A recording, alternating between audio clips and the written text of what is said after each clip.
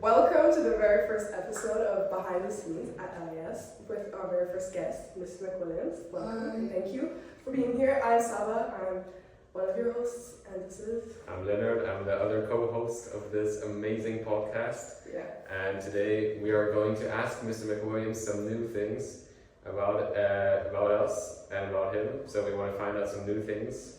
And why don't we start straight away off? Yeah. Great. Go ahead. Yeah, so you just recently moved here from New York, Yeah. if I remember correctly. Yeah. So we wanted to ask you how your life was in New York. Maybe describe a typical day in life at your old position. Sure. Yeah.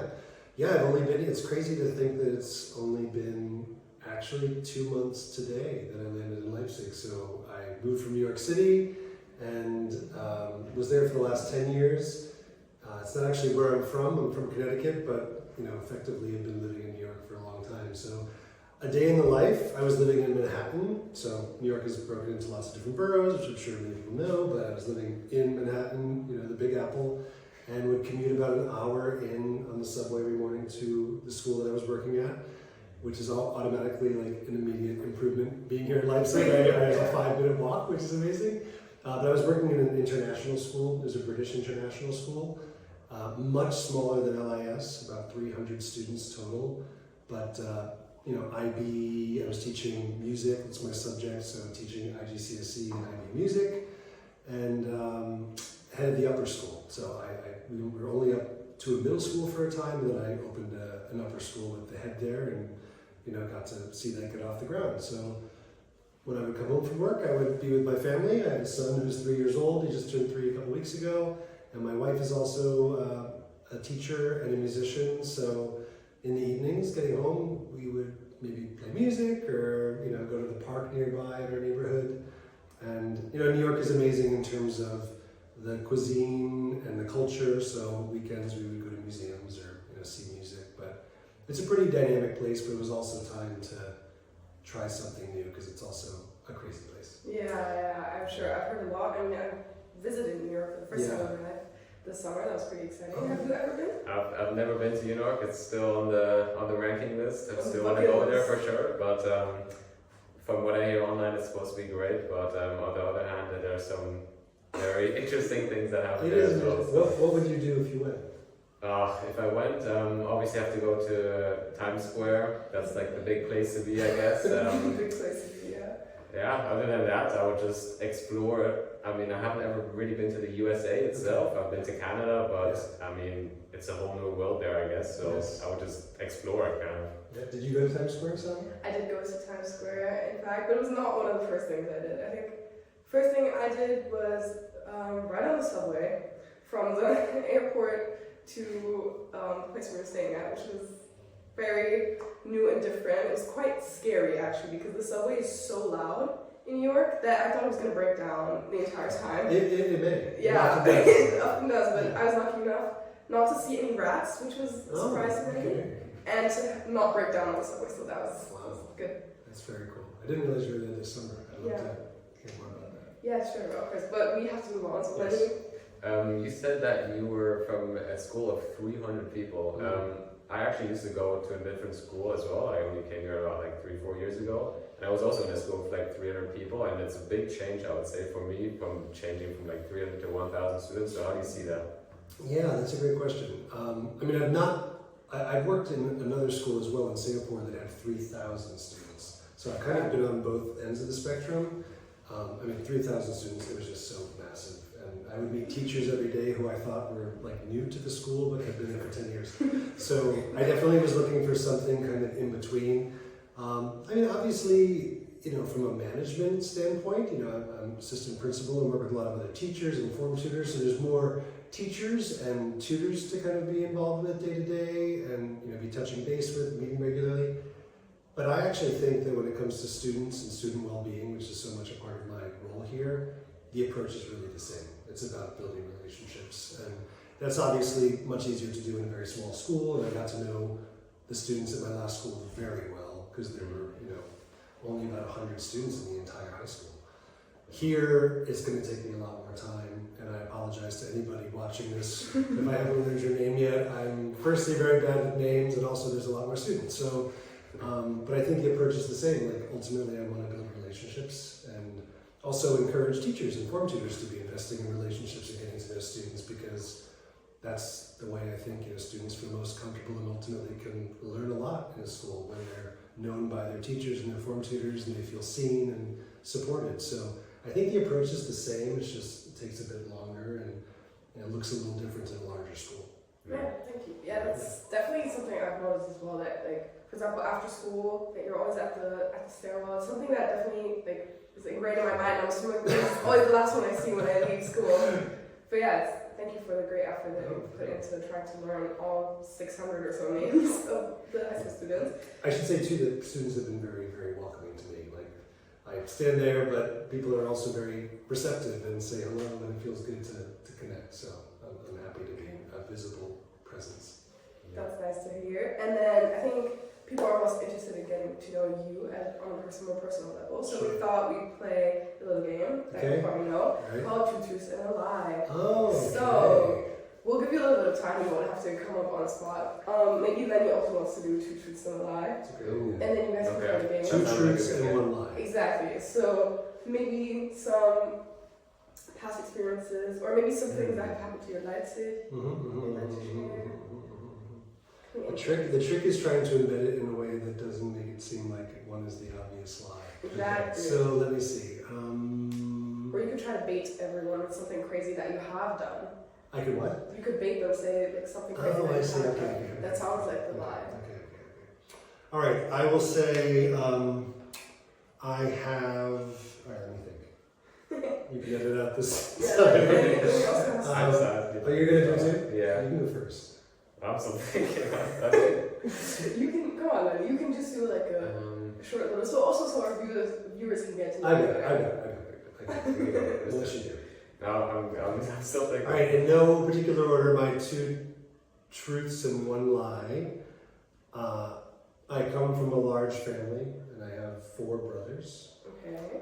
I am a certified advanced scuba diver. Okay. And I've never broken a bone. Ooh, that's good. That's actually really good. Okay, so the first lie was, or first truth statement.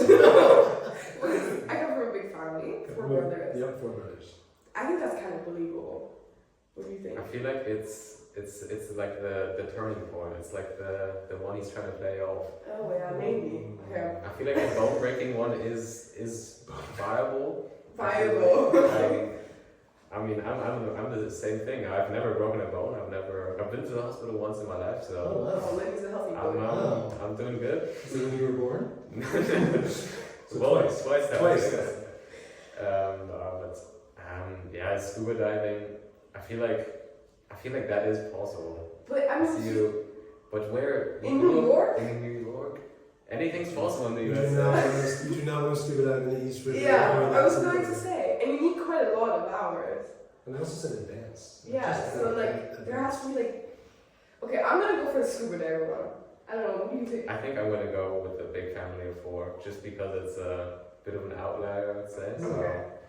Well, Leonard, you're correct, actually. That was the line. Yeah. Wow. Look at So that. you are an advanced scuba diver. I am, when we were living in Singapore there, it was amazing. Oh, Southeast yeah. Asia. Obviously. Got to do a lot of scuba diving around there and did my advance. But no, I'm actually, not a small family, but I have 2 sisters, and they're both younger. So, Okay. no brothers, and I've never broken a bone. That's vorbildlich, as we would say in German, which means how do you translate this? You're a good role model. Oh, yes. okay. Thank you for that. Okay, Lenny, are you ready to share yours?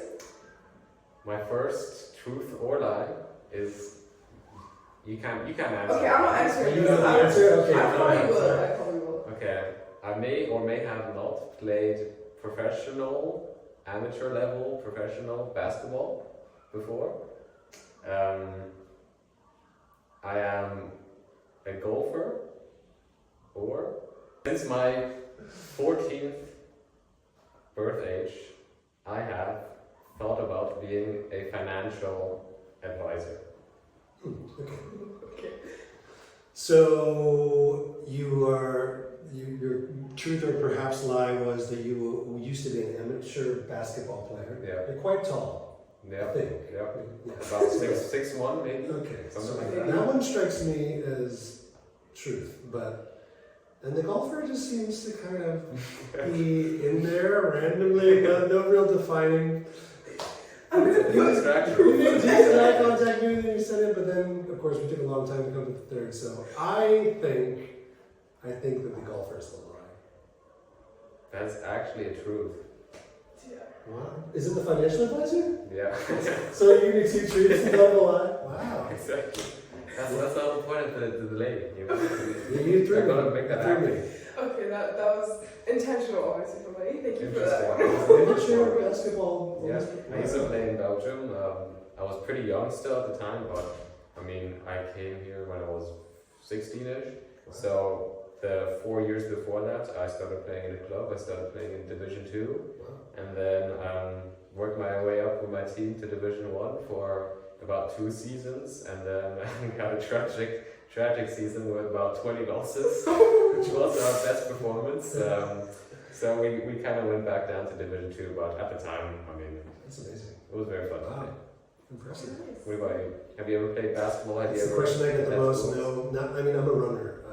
I've done a marathon and many half marathons, but basketball is something that never really quite clicked with me. But equally, I get the question all the time because I'm 6'4". People want to know, but Yeah, no. we'll have to have a comparison shot Lenny to see if the 6'1" was actually accurate. I knew it. I know it. 183 is 6 foot. 186 is around 6'1". I already know that. Okay. Always in my mind. Okay.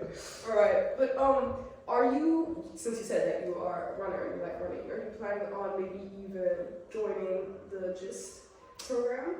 Actually, I got an invite yesterday from Miss Allen to Yeah. participate in tomorrow's cross country practice. I think it is. So yeah, I would definitely like to make that more a part of my life.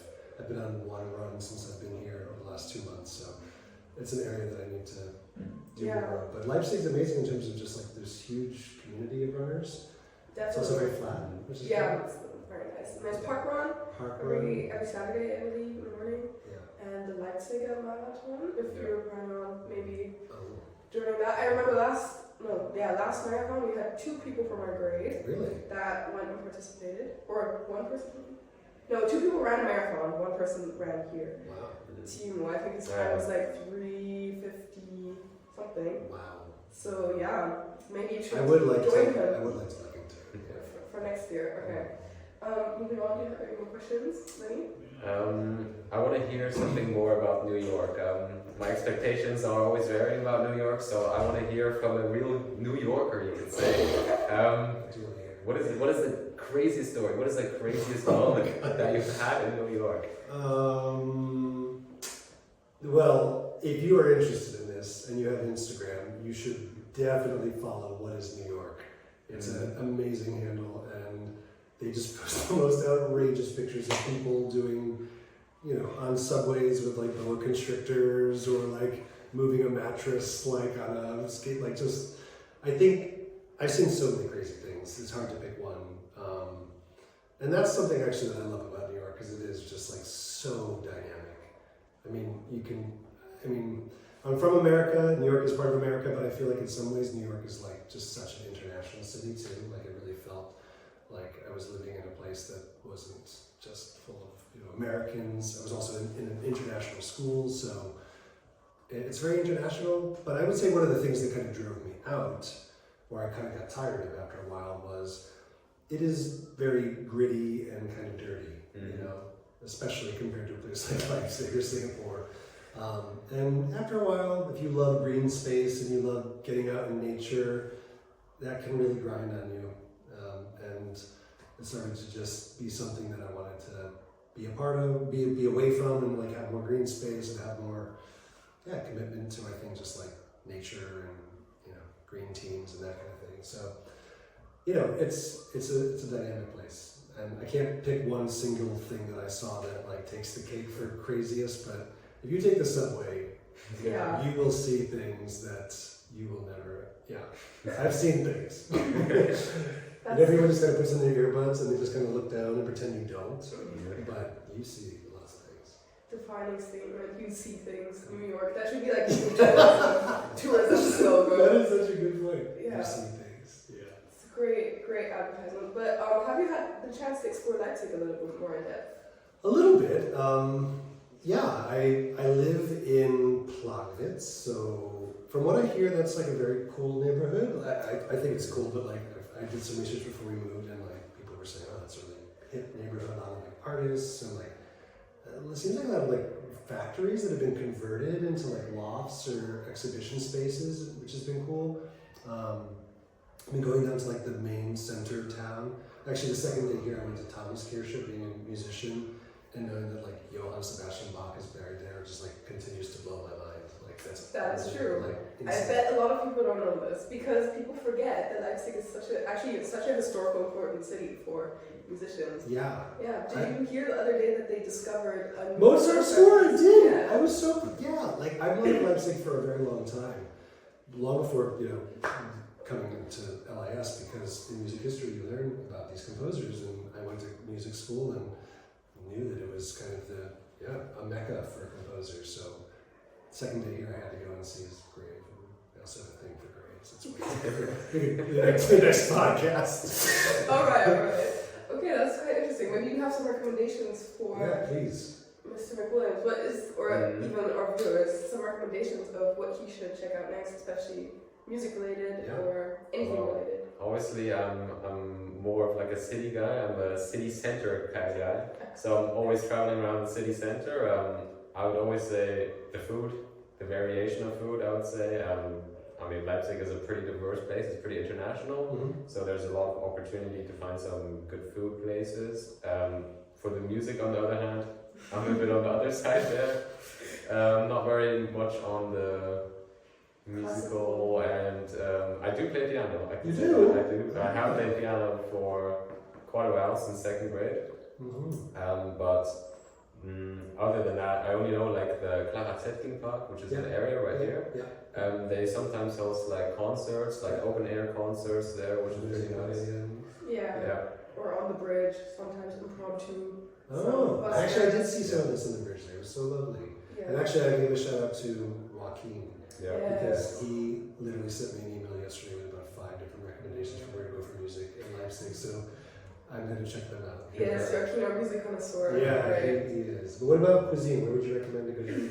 Yeah, The best most place- important question is where can you get the best döner in Leipzig? So It's very controversial. Well, obviously, if you're right here located in Leipzig in this school building and you want to get a döner, there's always the Shiraz. This is our local market, you could say. Okay. It's a bit different to the normal ones, but we have like a real relationship with the owners. Really, we really know each other well. We've been there so many times. Really? It's like Of course, built always up over a time. personal relationship with your Do döner. they give you a discount or anything? Or? No. Oh yeah, we've had some good opportunities. Oh, So. that's nice. Yeah, Shiraz döner. But in all of Leipzig, would you say Shiraz döner is the best döner? That's hard to say. I think the city center offers a lot of good ones. It's very varying. Some döners are different than others, but I always used to go to Aladdin. That's my go-to. Okay. Yeah. My recommendation would be Olive Garden, which is kind of basic. People What's would it say Olive Garden. It's Olive Garden? yes, it's literally called Olive Garden. I know. I know you find this funny. I was like, wait, the chain? Yeah, no. Oh, the real Olive Garden. Yes. And Oh. this is where you can get döner at 2 a.m., Okay. which is definitely one of the competing factors. But yeah, it's good quality. So I would. Also in the city center? No, it's in Konowitz or Oh, okay. in that area. It's like on the Kali, which is one of the most like booming. I've heard of this too. Yeah. Which is not the same as Karl Heinrich. No, Karl-Heinrich and Kalibne is two very different Okay. names. Yeah. So the Kalibnichstraße, also called the Kali, is pretty much like nightlife. You have good bars. There's also a good like theater and music area. So if you have the time, I'd suggest you just take a walk. There's a lot of different cultural like foods. I mean, yeah. Whenever you walk down the street, it feels like you can't ever finish eating at all of these restaurants. Sounds amazing. Yeah, I would Sounds definitely. good. Well, thank you for those recommendations. Yeah. Okay. Okay, speaking of recommendations and advice, just to wrap up this episode a little bit, do you have any advice that you'd like to give our viewers, aka LIS students? for a good year ahead? Yes. In life in general. I guess, I mean, it's one of the things I like most about being in this role and working in, a high school is because it can be a very intense time for students. Of course, DP is no joke, but it's also a really special time, as cheesy as that sounds. Like, these are 4 years of your life that you're never going to get back. And, I look back on my high school days, and like some days I'm glad that I am well beyond it, but there are also like some amazing memories and you'll never get them back. So I guess my advice would be, if you're a secondary student watching this, just try and enjoy the ride. There's a lot of people here at LIS who are here to help you along your way, myself included. So, don't be afraid to reach out to them and seek support when you need it. But, try, and this is what we try and support students with, to try and balance the intensity and the pressure and the commitment with the joy of not just learning, but, being at your age and going through this really exciting stage of life. So, and especially here in Leipzig, I think it probably is very different than anything I've ever encountered anywhere in the world. So, I guess enjoy the ride and, seek support when you need it. Great, thank you. Thank you very much. Yes, My that's pleasure. it. So thank you for joining us today on our first episode of Behind the Scenes with Saba And Leonard. and our guest, Mr Mr McWilliams. Yay! Bye-bye. Bye. Bye.